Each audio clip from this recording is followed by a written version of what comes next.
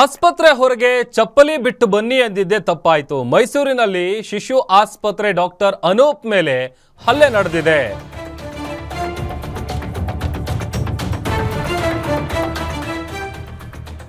ಆಸ್ಪತ್ರೆ ಹೊರಗೆ ಚಪ್ಪಲಿ ಬಿಟ್ಟು ಬನ್ನಿ ಎಂದಿದ್ದೇ ತಪ್ಪಾಯಿತು. ಮೈಸೂರಲ್ಲಿ ಶಿಶು ಆಸ್ಪತ್ರೆ ಡಾಕ್ಟರ್ ಅನೂಪ್ ಮೇಲೆ ಹಲ್ಲೆ ಆಗಿದೆ.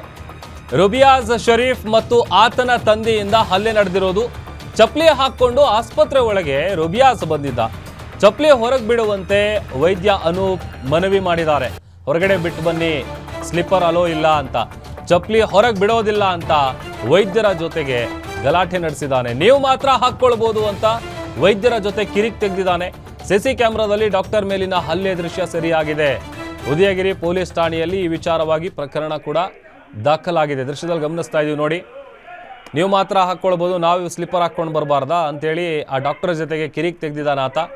ಅದಾದಮೇಲೆ ಆತನನ್ನು ಹಿಡಿದು ಹಲ್ಲೆ ನಡೆಸಿದ್ದಾರೆ. ಚಪ್ಪಲಿ ಹೊರಗಡೆ ಬಿಟ್ಟು ಬನ್ನಿ ಅಂತ ಹೇಳಿದ್ದೇ ತಪ್ಪಾಗಿದೆ ಇಲ್ಲಿ.